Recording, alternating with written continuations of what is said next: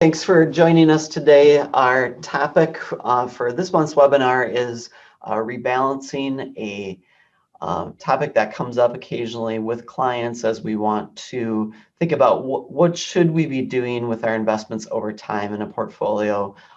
What's a good way to deal with market ups and downs, and how do we think about this from the perspective of managing long-term investment strategies. And so Matt Hillen, one of our planners with the firm, will be going through some important concepts and how we think about this. And then, as always, we encourage you, if you have specific questions for your situation, to consider either booking a time or shooting an email to one of us at the firm to not only pose your questions, but we'd love to have a conversation about it. So with that, I'll let Matt jump into the topic today. And also, if you have any other topics or questions that you are interested in hearing about, this is how we come up with these monthly webinars. And so we would value your input if there's something on your mind. Okay, with that, Matt, take it away. All right. Thank you. Thank you, Quinn. And thanks for joining us again on your Friday afternoon. One goal we have is to always make sure you know and understand what we're doing in your investment portfolios, or what we're at least recommending. And whether it's just the selection of different investments or something maybe a little bit more complex like portfolio rebalancing, we want you to know what we're doing and be comfortable with how we manage your investments.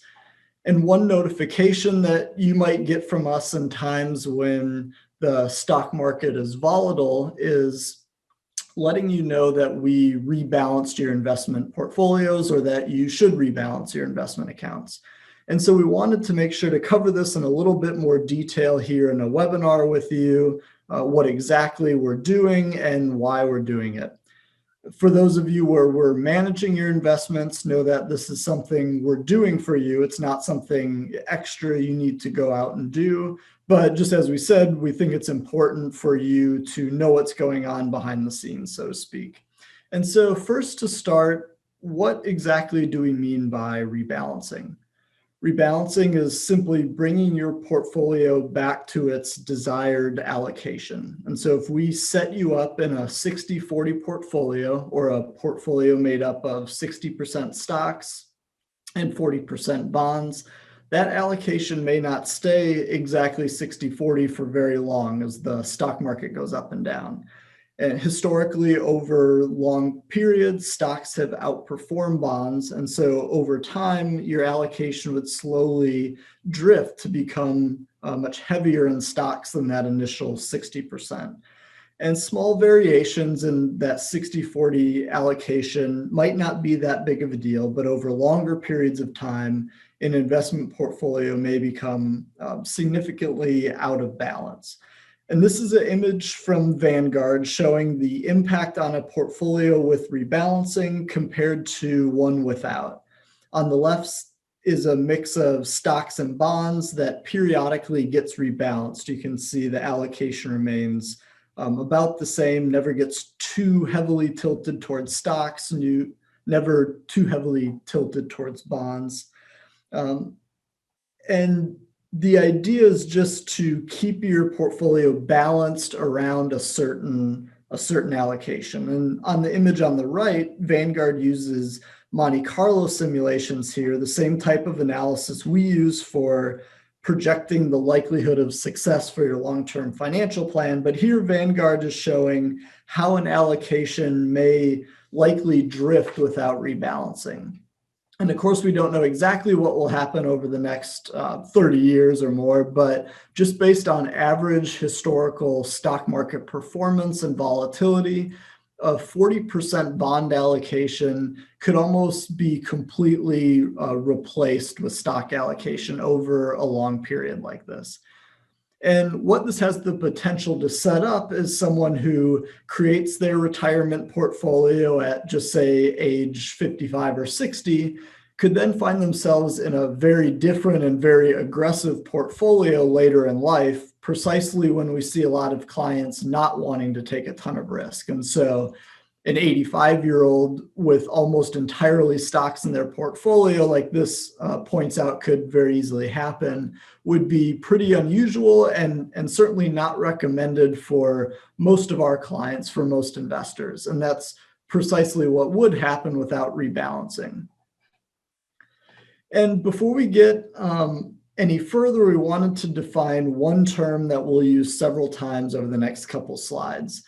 The idea behind rebalancing is pretty simple. Just make trades to get a portfolio back to its desired allocation. But the other decision to make is when to actually rebalance. We saw from the last slide that rebalancing, that never rebalancing is likely a bad choice, but doing it really often, say, as an extreme every single day, would probably be overkill and unnecessary.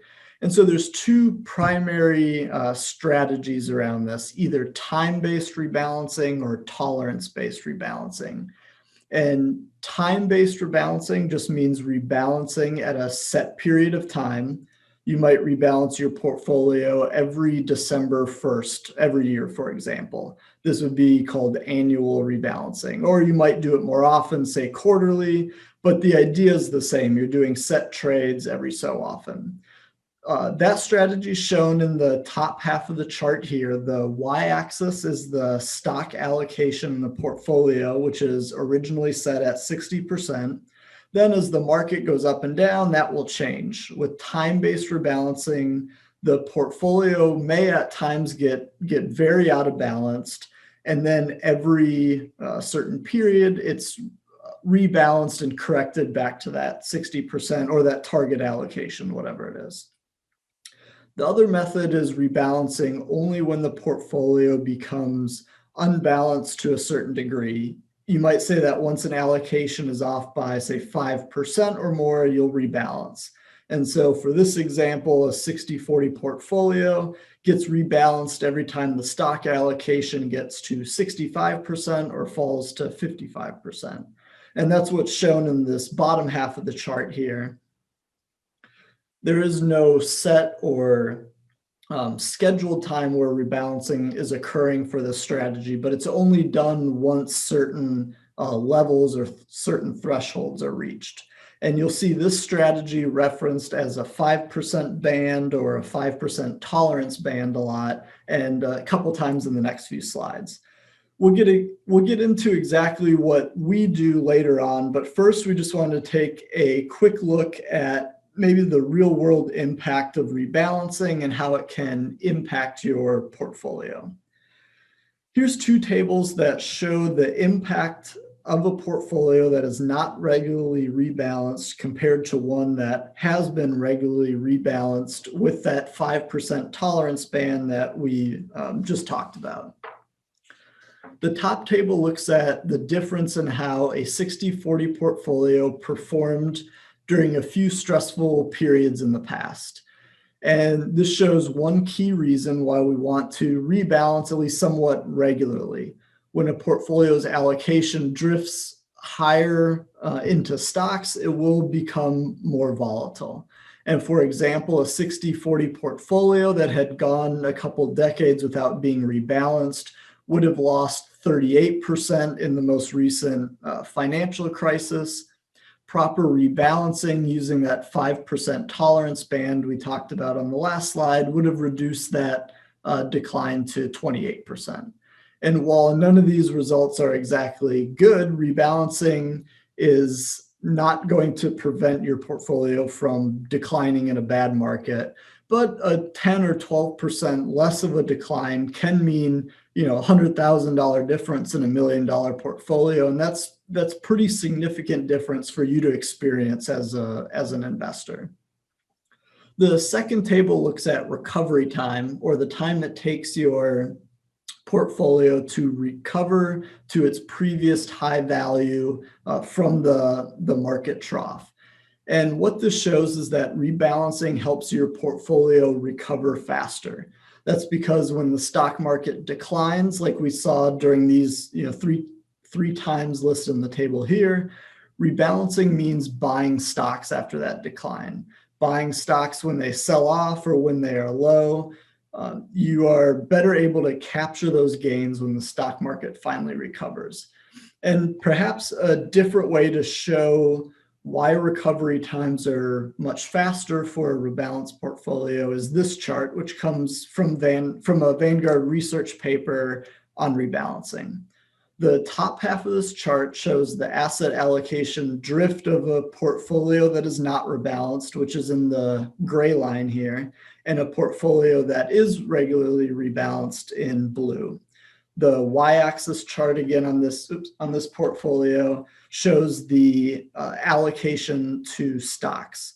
And so as the stock market performs well, the allocation will slowly drift higher. As the stock market performs poorly, that allocation will drift lower. And notice that a rebalanced portfolio had a lower allocation to stocks in the market peak around 2007, and a higher allocation to stocks during the market lows in 2008 and early 2009. And so an investor who rebalanced their portfolio did not own as much in stocks right before the decline because they'd been slowly selling that off as the portfolio became out of balance. And then they owned more stocks when stocks were cheap in 2008 and 2009. The bottom half of this image shows the growth of a $100,000 investment. For those that are interested, we don't view rebalancing as a way to get outsized returns, but instead just as a way to control risk. Vanguard picks this time frame as an example of when rebalancing helps to add value, and they're certainly right in this case, but rebalancing could also have could reduce performance during a long bull market, since you would be periodically selling stocks as they rise in value too. And so we don't think of rebalancing as a way to get higher returns in the stock market. Think of it instead as a way to ensure that your portfolio performs as intended and to ensure that you're not taking more risk than you want to in your investments.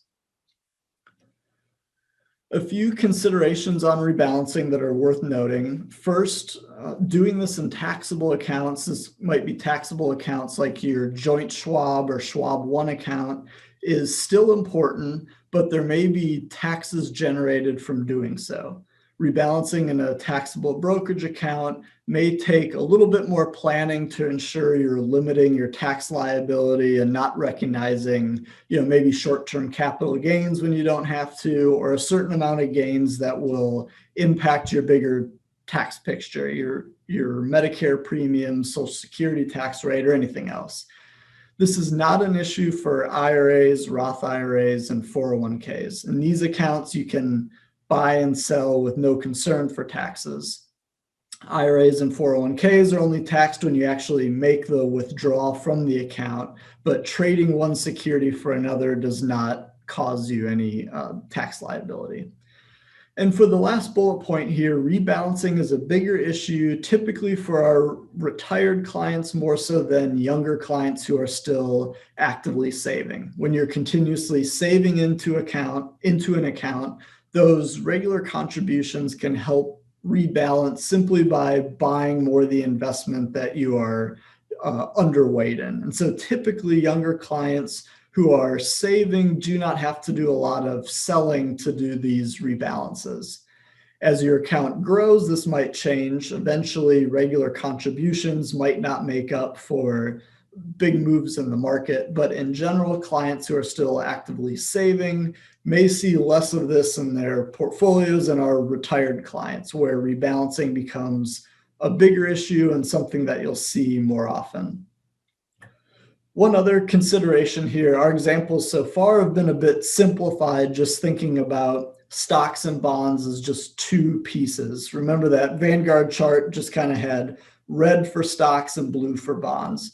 But in reality, your stock allocation and bond allocation is made up of many different types of investments. There's small cap stocks, large cap stocks, value, international, and emerging markets. And each of these investments will perform differently over time. And this chart here, sometimes called an asset quilt, is one of our favorites for showing how the performance of these many different asset classes can differ year over year. And it also helps show the value of diversification too. Each column represents 1 year, and each asset class has its own color square. And then for each year, the performance is noted.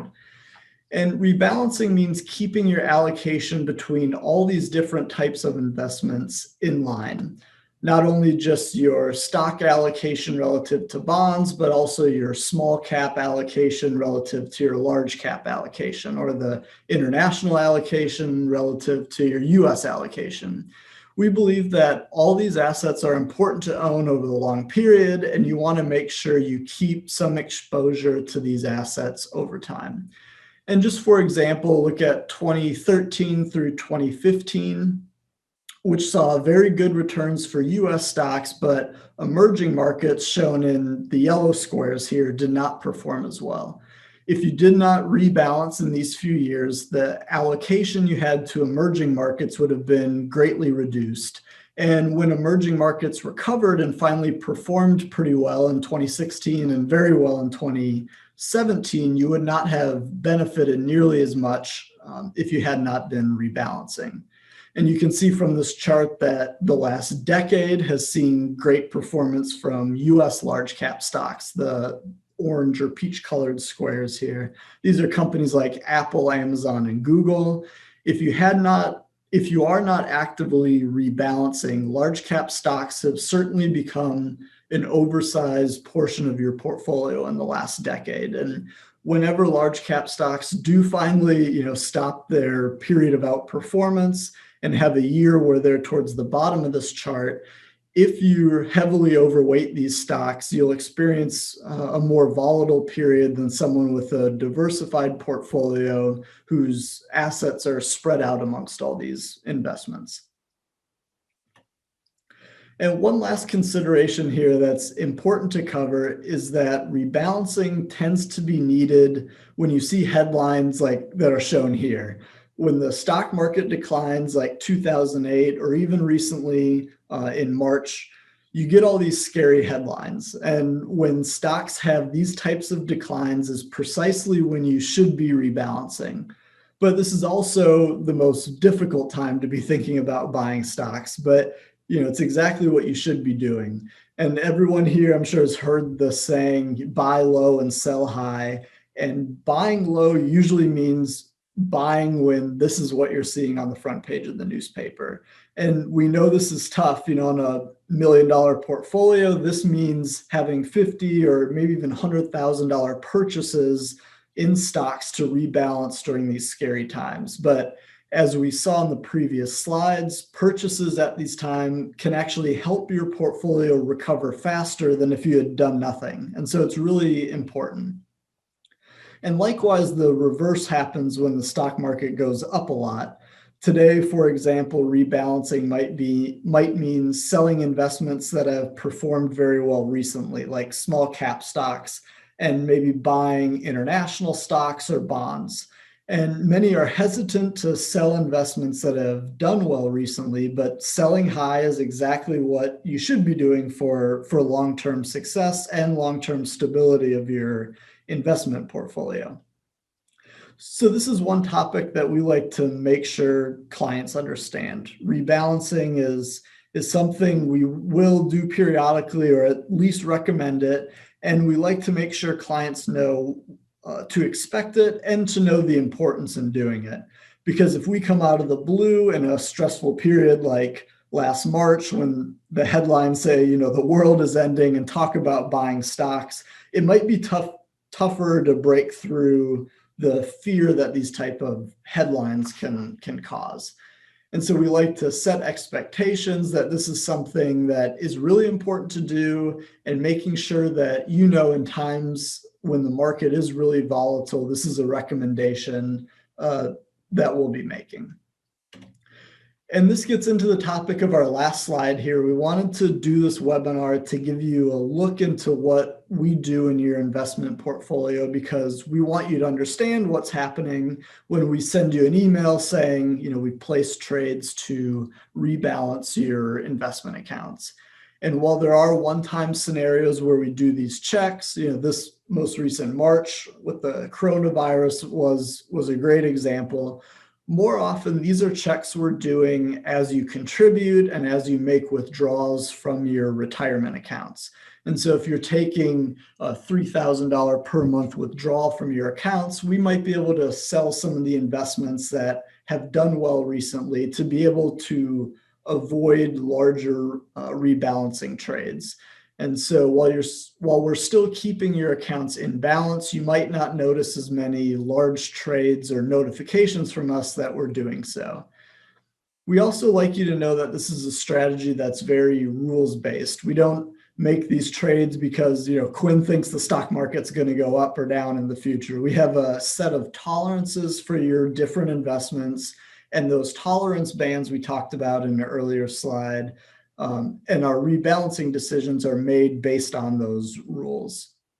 As that asset quote in the previous slide showed, there's a lot to consider in these rebalancing decisions.